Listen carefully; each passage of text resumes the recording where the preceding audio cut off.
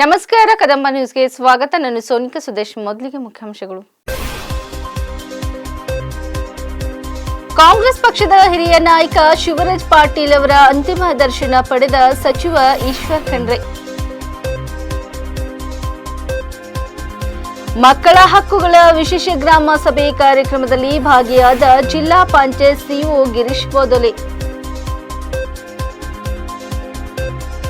2025ರ grand Christmas ಆಚರಣೆ ಕಾರ್ಯಕ್ರಮವನ್ನು ಉದ್ಘಾಟಿಸಿದ ಡಿಎಸ್ ಡಿಸೋಜಾ ಥಾಮಸ್ ಹಾಗೂ ಡಿಎಸ್ ಬಿ ಜಯ. ಚಳಿಗಾಲ ಅಧಿವೇಶನದಲ್ಲಿ ವೈದ್ಯಕೀಯ ವ್ಯವಸ್ಥೆಯ ಬಗ್ಗೆ ಪ್ರಸ್ತಾಪಿಸಿದ ಶಾಸಕ ಡಾ ಶೈಲೇಂದರ್ ಬೆಲ್ದಾಳೆ. ಸುದ್ದಿಯ ವಿವರಗಳು. ಕಾಂಗ್ರೆಸ್ ಪಕ್ಷದ ಹಿರಿಯ ನಾಯಕರು ಹಾಗೂ ಕೇಂದ್ರ ಸಚಿವ ಸಂಪುಟದಲ್ಲಿ ಗೃಹ, ರಕ್ಷಣೆ, ವಾಣಿಜ್ಯ, ವಿಜ್ಞಾನ ಮತ್ತು ತಂತ್ರಜ್ಞಾನ ಸೇರಿದಂತೆ ಪ್ರಾಮುಖ್ಯ ಖಾತೆಗಳನ್ನು ಸಮರ್ಥವಾಗಿ ನಿಭಾಯಿಸಿದ ಮುತ್ಸದಿ ರಾಜಕಾರಣಿ ಶಿವರಾಜ್ ಪಾಟೀಲ್ ಚಾಕೂರ್ಕರ್ ಅವರ ಅಂತ್ಯಕ್ರಿಯೆ ಇಂದು ಮಹಾರಾಷ್ಟ್ರದ ಲಾತೂರ್ನಲ್ಲಿ ನೆರವೇರಿತು. ಈ ಸಂದರ್ಭದಲ್ಲಿ ಕರ್ನಾಟಕ ಸರ್ಕಾರದ ಅರಣ್ಯ, ಜೀವಿಶಾಸ್ತ್ರ ಮತ್ತು ಪರಿಸರ ಸಚಿವರಾದ ಈಶ್ವರ್ ಖಂಡ್ರೆ ಅವರು ಭಾಗವಹಿಸಿ ಅಗಲಿದ ಮಹಾನ್ ನಾಯಕನಿಗೆ ಭಾವಪೂರ್ಣ ಶ್ರದ್ಧಾಂಜಲಿ ಅರ್ಪಿಸಿ ನುಡಿ ನಮನ ಸಲ್ಲಿಸಿದರು. ದೇಶದ ಆಡಳಿತ ಹಾಗೂ ಸಾರ್ವಜನಿಕ ಜೀವನಕ್ಕೆ ಶಿವರಾಜ್ ಪಾಟೀಲ್ ಅವರು ನೀಡಿದ ಅಮೂಲ್ಯ ಸೇವೆ ಅನ್ಯೂನ್ಯವಾಗಿದ್ದು, ಅವರ ಆದರ್ಶಗಳು ಸದಾ ಪ್ರೇರಣೆಯಾಗಿವೆ ಎಂದು ಸಚಿವರು ಸ್ಮರಿಸಿದರು. ಶಿವರಾಜ್ ಪಾಟೀಲ್ ಅವರು ತಮ್ಮ ತಂದೆ, ಮಾಜಿ ಸಾರಿಗೆ ಸಚಿವ ಲೋಕನಾಯಕ ಶತಾಯುಷಿ ಡಾ ಭೀಮಣ್ಣ ಖಂಡ್ರೆ ಅವರ ಆಪ್ತರಾಗಿ ನಮ್ಮ ಕುಟುಂಬಕ್ಕೂ ಆತ್ಮೀಯರಾಗಿದ್ದರು. ಅವರ ನಿಧನದಿಂದ ರಾಷ್ಟ್ರ ಒಬ್ಬ ಶ್ರೇಷ್ಠ ರಾಜಕಾರಣಿಯನ್ನು ಕಳೆದುಕೊಂಡಿದೆ. ತಮ್ಮ ಗೌರವಯುತ ನಡವಳಿಕೆ, ಶಿಸ್ತಿಗೆ ಹೆಸರಾಗಿದ್ದ ಪಾಟೀಲ್ ಅವರ ಆತ್ಮಕ್ಕೆ ಭಗವಂತ ಚಿರಶಾಂತಿ ಕರುಣಿಸಲಿ. ಈ ದುಃಖದ ಸಂದರ್ಭದಲ್ಲಿ ಅವರ ಕುಟುಂಬದವರಿಗೂ ಹಾಗೂ ಅಪಾರ ಅಭಿಮಾನಿಗಳಿಗೂ ಈ ಅಗಲಿಕೆಯ ನೋವನ್ನು ಸಹಿಸಿಕೊಳ್ಳುವ ಶಕ್ತಿಯನ್ನು ಕರುಣಿಸಲಿ ಎಂದು ಅವರು ಪ್ರಾರ್ಥಿಸಿದರು. शिवराज पाटिल साहब को मेरा भक्तिपूर्वक नमन करते हुए इस राष्ट्र के राष्ट्रीय नेता, दिग्गज नेता श्री शिवराज जी पाटिल, आज उनका जो निधन हुआ है, ये हमारे लिए, पूरे देशवासियों के लिए बहुत ही नुकसानदायी है, बहुत ही दुख की बात है। शिवराज पाटिल साहब एक सिर्फ राजनेता ही नहीं, वो एक चिंतक थे, कवि थे, एक संत के जैसा उन्होंने अपना जीवन बिताया है। हमारे परिवार से बहुत ही उनका संबंध रहा है। मेरे पिताजी पूज्य भीमण्णा खंड्रे जी के साथ उन्होंने मुझे बहुत बार कहा था कि बीदर में वकालत के लिए आते थे, कि वो हम सब लोगों के लिए एक मार्गदर्शक हैं, एक आदर्श हैं। कांग्रेस पार्टी के वरिष्ठ नेता के रूप में उन्होंने केंद्रीय मंत्रिमंडल में गृह मंत्री होके, रक्षा मंत्री होके, वाणिज्य मंत्री होके, विज्ञान मंत्री होके, हमारे नेता स्वर्गीय श्रीमती इंदिरा गांधी जी के कैबिनेट में, राजीव जी के साथ, श्रीमती सोनिया जी के साथ, मनमोहन जी के साथ जो उन्होंने इस देश के सेवा किया है, खास करके लोकसभा के अध्यक्ष होने के बाद पूरे देश भर में जिस तरह ने उन्होंने लोकसभा का संचालन किया, सबके लिए वो एक मार्गदर्शी है। घर घर में लोग उनके बारे में चर्चा करते थे।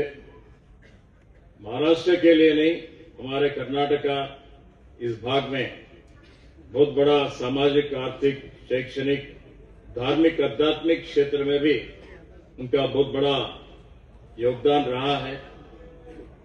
तो मैं मेरे तरफ से, मेरे पिताजी भीमण्णा खंड्रे जी के तरफ से और कर्नाटक की सरकार की तरफ से आज इस अंतिम संस्कार में भारतीय राष्ट्रीय कांग्रेस के अध्यक्ष हमारे नेता मल्लिकार्जुन खड़गे साहब भी हैं, तो हमारे मुख्यमंत्री श्री सिद्धरामैया जी की तरफ से, प्रदेश कांग्रेस समिति के अध्यक्ष डी के शिवकुमार जी की तरफ से, सभी हमारे विधायक लोग भी आए, BR पाटिल साहब, यशवंतराव गौड़ा, कर्नाटक से सभी जनता की तरफ से मैं उनको भावपूर्ण श्रद्धांजलि अर्पण करता हूं।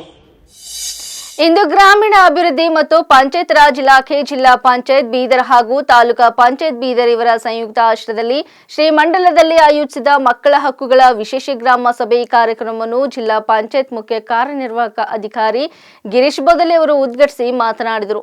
ಈ ಸಂದರ್ಭದಲ್ಲಿ ಬೀದರ್ ತಾಲೂಕಾ ಪಂಚಾಯಿತಿಯ ಮಾನ್ಯ ಕಾರ್ಯನಿರ್ವಾಹಕ ಅಧಿಕಾರಿ, ನರೇಗಾ ಸಹಾಯಕ ನಿರ್ದೇಶಕರು, ಶ್ರೀಮಂಡಲ ಪಂಚಾಯತ್ ಅಭಿವೃದ್ಧಿ ಅಧಿಕಾರಿ, ಅನುಷ್ಠಾನ ಇಲಾಖೆಯ ಹಿರಿಯ ಅಧಿಕಾರಿಗಳು, ಶಾಲೆ ಮಕ್ಕಳು ಹಾಗೂ ಗ್ರಾಮಸ್ಥರು ಇದ್ದರು. ಹಾಗೂ ವಿಕಲಚೇತನರ ಒಂದು ಸಮನ್ವಯ ಗ್ರಾಮ ಸಭೆಯನ್ನು ಆ ವಿದ್ಯಾರ್ಥಿಗಳು ಕೂಡ ಸರ್ ಜೊತೆ ಅವರು ಕೂಡ ಕೈ ಜೋಡಿಸ್ಬೇಕಂತ ಹೇಳಿ ವಿನಂತಿಸ್ತಾ,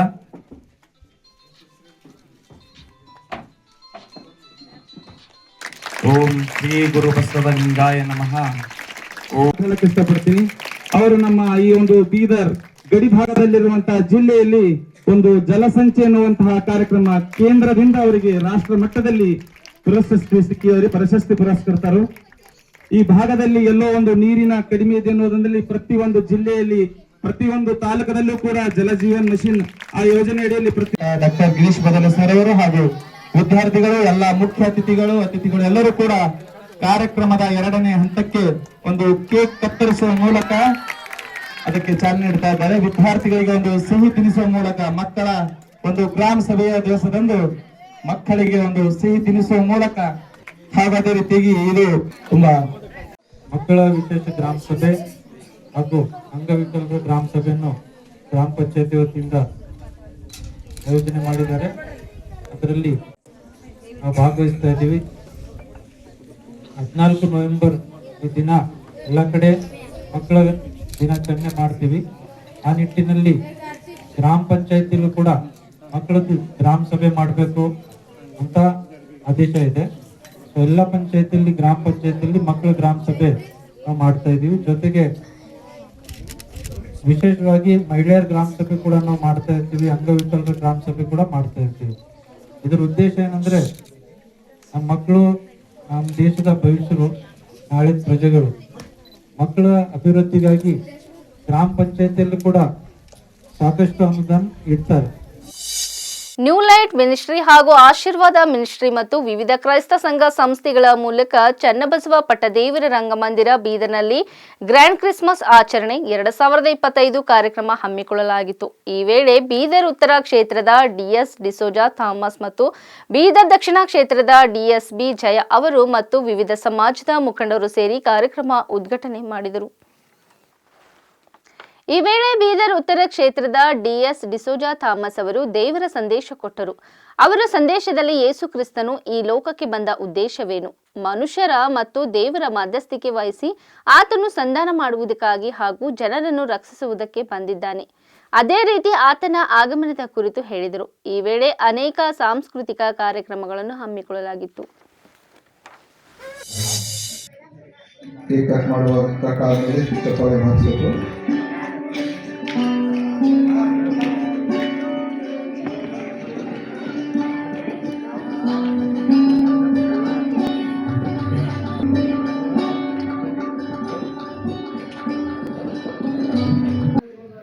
ಈ ಸಮಯದಲ್ಲಿ ಒಂದು ಗ್ರ್ಯಾಂಡ್ ಕ್ರಿಸ್ಮಸ್ ಆಚರಣೆ 2025 ಒಂದು ರಂಗಮಂದಿರದಲ್ಲಿ ಇಷ್ಟು ದೊಡ್ಡ ಪ್ರಮಾಣದಲ್ಲಿ ಆಯೋಜನೆ ಮಾಡಿರುವಂಥ ಎಲ್ಲ ನಮ್ಮ ನ್ಯೂ ಲೈಟ್ ಮಿನಿಸ್ಟ್ರಿ ಹಾಗೂ ಆಶೀರ್ವಾದ ಮಿನಿಸ್ಟ್ರಿ ಅವರಿಗೆ ಹೃದಯಪೂರ್ವಕವಾಗಿ ವಂದನೆಗಳು ಸಲ್ಲಿಸ್ತೇವೆ. ಮತ್ತು ನಮ್ಮ ಎಲ್ಲ ಜಿಲ್ಲಾ ಮೇಲ್ವಿಚಾರಕರು ಘನ ಬಿಜಯ ಅಯ್ಯನವರು, ಸೌತ್ ಜಿಲ್ಲೆ ಜಿಲ್ಲಾ ಮೇಲ್ವಿಚಾರಕರು, ಮತ್ತು ನಮ್ಮ ಎಲ್ಲ ವೇದಿಕೆ ಮೇಲೆ ಇರುವಂಥ ಎಲ್ಲ ಗಣ್ಯ ವ್ಯಕ್ತಿಗಳನ್ನು ನೀವು ಆಹ್ವಾನ ಮಾಡಿದ್ದೀರಿ. ಅದಕ್ಕಾಗಿ ನಿಮ್ಮೆಲ್ಲರಿಗೂ ನಾವು ಯೇಸು ಕ್ರಿಸ್ತ ನಾಮದಲ್ಲಿ ವಂದನೆಗಳು ಸಲ್ಲಿಸ್ತೇವೆ. ಅನೇಕರು ಜೊತೆ ಸೇವಕರು, ಸಭಾಪಾಲಕರುಗಳು ಮತ್ತು ಅನೇಕ ಸಮಾಜ ಸುಧಾರಕರು, ಸಮಾಜ ಸೇವಕರು ಎಲ್ಲರನ್ನು ಇವತ್ತಿನ ದಿನ ಒಟ್ಟಾಗಿ ನೀವು ಆಹ್ವಾನ ಮಾಡಿದ್ದೀರಿ. ಅದಕ್ಕಾಗಿ ನಾವು ನಮ್ಮ ಬಿಷಪ್ ಗಣ ಡಾಕ್ಟರ್ ಅನಿಲ್ ಕುಮಾರ್ ಜೈನ್ ಸರ್ವಾಂಗಯ್ಯನವರ ಪರವಾಗಿ ನಾವೆಲ್ಲರೂ ನಿಮಗೆ ಹೃದಯಪೂರ್ವಕವಾದಂಥ ಅಭಿನಂದನೆಗಳು, ಶುಭಾಶಯಗಳನ್ನು ನಾವು ಕೊಡ್ತೇವೆ. ತಂದೆ, ಮಗ, ಪವಿತ್ರಾತ್ಮರ ಹೆಸರಿನಲ್ಲಿ ಇದನ್ನು ನಾವು ಜ್ಯೋತಿಯನ್ನು ನಾವು ಅಂಟಿಸ್ತಾ ನಾವೆಲ್ಲರೂ ಇದಕ್ಕೆ ಚಾಲನೆ ನೀಡ್ತೇವೆ.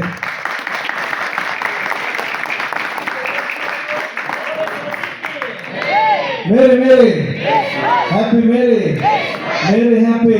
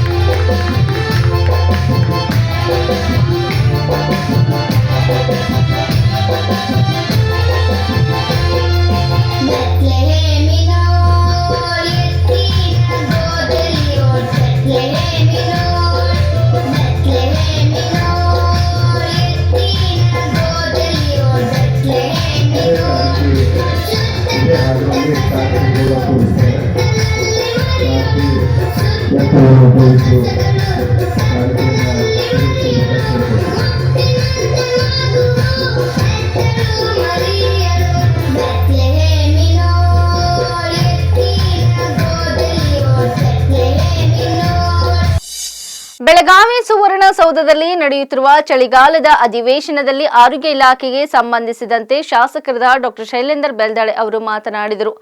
ಉಸ್ತುವಾರಿ ಸಚಿವರ ಮೂಲಕ ಉದ್ಘಾಟನೆಗೊಂಡ ದಕ್ಷಿಣ ಮತ್ತು ಕ್ಷೇತ್ರದ ಮನ್ನಳ್ಳಿ ಹಾಗೂ ಜಿಲ್ಲೆಯ ಹಲವು ಸರ್ಕಾರಿ ಆಸ್ಪತ್ರೆಗಳಿಗೆ ವೈದ್ಯಕೀಯ ವ್ಯವಸ್ಥೆ ಸಂಪೂರ್ಣ ಹದಗೆಟ್ಟಿದೆ. ತುರ್ತು ಸಂದರ್ಭದಲ್ಲಿ ಸಾರ್ವಜನಿಕರ ಅವಶ್ಯಕವಿರುವ ಯಾವುದೇ ಸೌಲಭ್ಯಗಳು ಆಸ್ಪತ್ರೆಯಲ್ಲಿ ದೊರಕುತ್ತಿಲ್ಲ.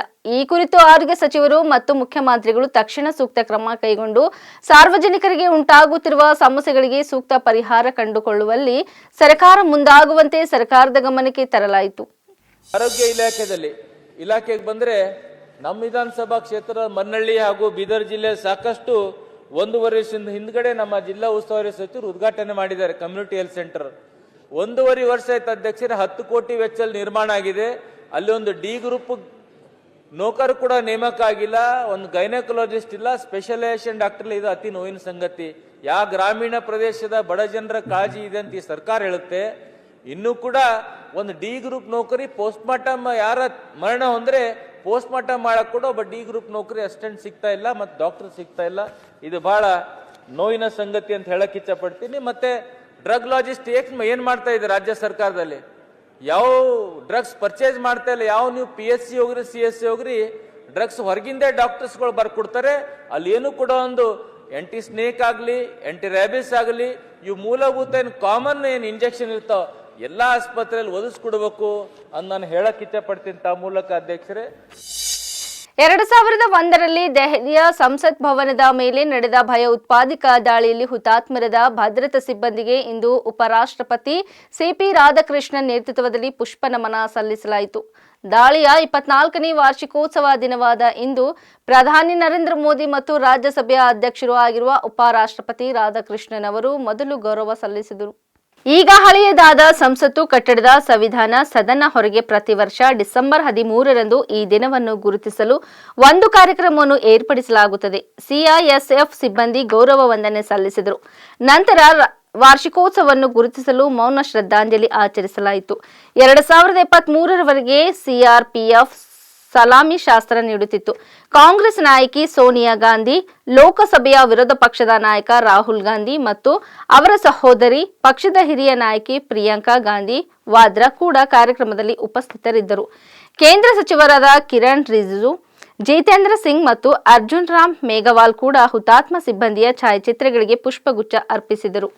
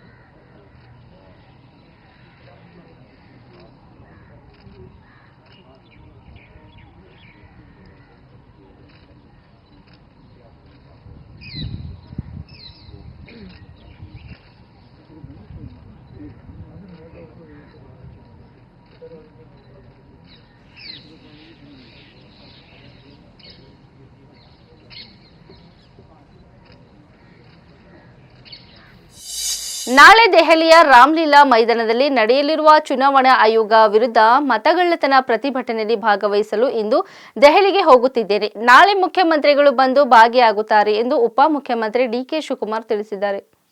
ಇಂದು ಬೆಂಗಳೂರಿನಲ್ಲಿ ಮಾಧ್ಯಮ ಪ್ರತಿನಿಧಿಗಳೊಂದಿಗೆ ಮಾತನಾಡಿದ ಅವರು, ನಾವೆಲ್ಲರೂ ಓಟ್ ಚೋರಿ ಕಾರ್ಯಕ್ರಮದಲ್ಲಿ ಭಾಗವಹಿಸುತ್ತಿದ್ದೇವೆ. ನಮ್ಮಲ್ಲಿಂದ 100ಕ್ಕೂ ಹೆಚ್ಚು ಶಾಸಕರು, ಬ್ಲಾಕ್ ಅಧ್ಯಕ್ಷರು, ಕಾರ್ಯಕರ್ತರು ಹಾಜರಾಗುವಂತೆ ನಾವು ಕೇಳಿಕೊಂಡಿದ್ದೇವೆ. ಇದು ರಾಷ್ಟ್ರವ್ಯಾಪಿ ಪ್ರತಿಭಟನೆಯಾಗಿರುತ್ತದೆ ಎಂದರು. ಕರ್ನಾಟಕದಲ್ಲಿ ಮೊದಲ ಬೆಂಗಳೂರಿನ ಸ್ವಾತಂತ್ರ್ಯ ಉದ್ಯಾನವನದಿಂದ ಈ ಮಹಾನ್ ಚಳವಳಿ ಪ್ರಾರಂಭವಾಯಿತು. ನಾವು ಮತದಾನದ ಹಕ್ಕಿಗಾಗಿ ಹೋರಾಡುತ್ತೇವೆ. ಕಾಂಗ್ರೆಸ್ ಪಕ್ಷವು ಯಾವಾಗಲೂ ಪ್ರಜಾಪ್ರಭುತ್ವ ಮತ್ತು ಸಂವಿಧಾನದ ಪರವಾಗಿ ನಿಂತಿದೆ. ಇಲ್ಲಿ ಪ್ರತಿಯೊಬ್ಬ ನಾಗರಿಕನ ಮತವು ಮುಖ್ಯವಾಗಿದೆ. ಆದ್ದರಿಂದ ಮತದಾರರ ಮತ ರಕ್ಷಣೆಗಾಗಿ ನಮ್ಮ ಹೋರಾಟವಾಗಿದೆ ಎಂದರು. ಹೈಕಮಾಂಡ್ ಭೇಟಿ ಮಾಡುವ ಯಾವುದೇ ಉದ್ದೇಶವಿಲ್ಲ. ನ್ಯಾಷನಲ್ ಹೆರಾಲ್ಡ್ ಕೇಸಿನಲ್ಲಿ ನನಗೆ ಬಂದಿರುವ ನೋಟಿಸ್ಗೆ ದೆಹಲಿಗೆ ಪೊಲೀಸರಿಗೆ ಉತ್ತರ ಕೊಡಬೇಕಾಗುತ್ತದೆ ಎಂದರು. All have been attending the vote choring program. It is a national program. We have asked all our block presidents, our workers and our MLAs to attend the program.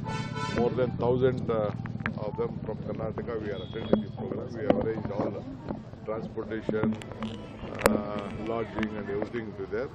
From Karnataka, Freedom Park, it started a great movement. Earlier also at the time of assembly, through Shilme, they tried to misuse appointing thousands of PLOs. Many officers who have been suspended.